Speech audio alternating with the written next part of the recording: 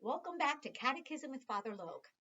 So, Father, we are now in the fifth day of Easter, sixth maybe, and I know that it's 40 days between Jesus' resurrection and then when he ascends back to his Father, where he sits at God's right hand. Can you explain to the school children what Jesus is doing in these very important 40 days? And I know 40 is an important number in our faith as well. Absolutely, absolutely. We see 40 all over the place. 40 often means that sort of just the right amount of time and sort of a full chunk of time.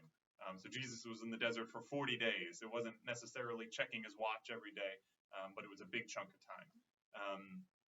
And so again, he was with his disciples and appearing to them, but it wasn't as it was before. We have a number of different accounts of things in this time, and they're really fascinating. I've tried to share a couple pictures on our parish social media of these times because they're really interesting. So some of the Gospels sort of give different accounts and different windows into those accounts, which is neat to see. So early on, the women go to the tomb Easter Sunday to anoint the body, and people have pointed out that the men are all hanging out back in the upper room like a bunch of idiots, too scared to go outside and here the women are doing the work that they're supposed to be doing. And that's when they see the angels, and the angels tell them to go and tell the nincompoops back in the upper room that something incredible is happening. And then we have the account with Mary Magdalene. And Mary Magdalene was there and she's crying. She's not totally sure what's happening. She thinks someone might have moved the body of Jesus. And we had this as our gospel the other day. And Jesus appears to her and he's behind her. And he says, why are you crying? And she says, they've taken my Lord. I don't know what they've done with him. And she thinks he's the gardener because they're in a place where there are tombs, but it's tended like a garden. And she says, Sir, if you've moved him, let me know where you've moved him and I'll take care of the body.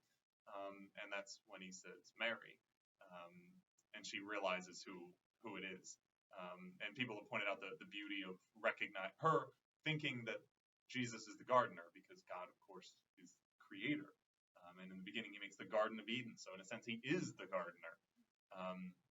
But then he says, Mary, she goes to embrace him and he says, don't hold on to me. I haven't yet ascended to my Father. And we don't really know what he means by this, but one good thought, I think, is that she might have thought he was back in the same way that Lazarus was back when he was brought back from the dead. But this is something very different. In the other accounts, he appears to the apostles kind of at various times. They're out fishing, as we heard today in the gospel. And that's a good example. He appears on the seashore, something very familiar to them. This is how they were called in the first place. Jesus telling them to cast their nets and pull in all the fish. And that's when John recognizes and he tells Peter, and Peter jumps into the water. And there's an important detail there that we can kind of gloss right over. When they get up to the shore, Jesus has prepared a charcoal fire, and he's cooking fish and has some bread there. And he says, come have breakfast. And this is really important because they might have thought that he was just like a ghost or a vision or a spirit, that he wasn't really there because he had died. Or they were maybe hallucinating. And so this was a real tangible way for him to say, no, I'm actually here. I have a physical body. I'm back. I'm eating with you. And you know what else I heard about that story? Yeah. Is that, and it was breakfast. So it was like the first meal of the day, yep. The dawn of the day, yep. like it was the dawn of the Catholic Church, yep. and the beginning of the Catholic Church. And I remember learning that, maybe way back in college, I don't remember. Yeah, and what does the word breakfast mean? Break, fast. Yeah. It's the break of the fast that you've had since the night before, the first meal after the fast. We've been fasting all Lent, and now it's come have breakfast. The fast is over. Yeah, absolutely. It's really incredible. The other good one is the journey to Emmaus. And this was right afterwards. And we had this just the other day as well. And a couple of the apostles, it sounds a lot like they're members of the 12, not just disciples, but some of the 12 apostles. But I'm not totally sure. Maybe scholars have opinions on that. But they're journeying from Jerusalem to Emmaus, a town, I think, south of Jerusalem.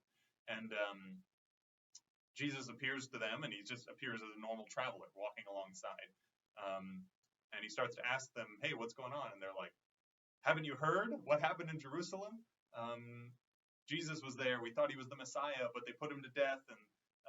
And then some women in our group said that he rose from the dead, but we're not really sure. And at this point, we should realize that from the other accounts, we hear the women heard that Jesus was risen, and the angels told them to go tell the apostles, hey, go to Galilee, which is north, and I'll see you there. And yet these two guys are on their way to Emmaus, going the wrong direction. And Jesus is walking with them, and he's like, oh, wow. And he starts to open up the scriptures and explain to them what has transpired and how this was all laid out in the Old Testament. They're like, wow. When they get to Emmaus, they encourage him to stay with them.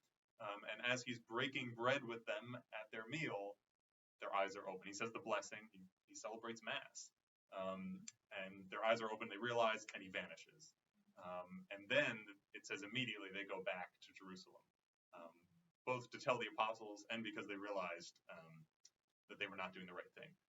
But this whole time is really special, and it's really that time of feasting with the apostles, of Jesus being with them and appearing to them and showing them. And the other neat image that I thought of the other day, there's a principle of public speaking, that when you're speaking to someone, you should tell them what you're going to tell them, and then tell them what you told them. And it's kind of the beginning, like, I'm going to tell you about this, and then you teach them, and then afterwards you said, this is what I covered, to help the point sink in. And when Jesus appeared in one of these appearances, he said to them, I told you I was going to have to suffer and die, and on the third day rise again. And he did. He told them again and again and again, and they just kind of missed it. And it's finally in this period of like 40 days where they're like, oh, it all makes sense. All the pieces finally fall into place for especially these 12 guys. And then Pentecost, they're given that fire of the Holy Spirit to go out and share that with others. So this is kind of a special privileged time they have with Christ. And we can have with him as well, because we've had that moment to some degree of realization, of understanding what this is all about. So they recognized Jesus as the master teacher, did they? Yes. At that point. So. Yeah, absolutely. Well, thank you for this session of Catechism. Of course. God is good All the time.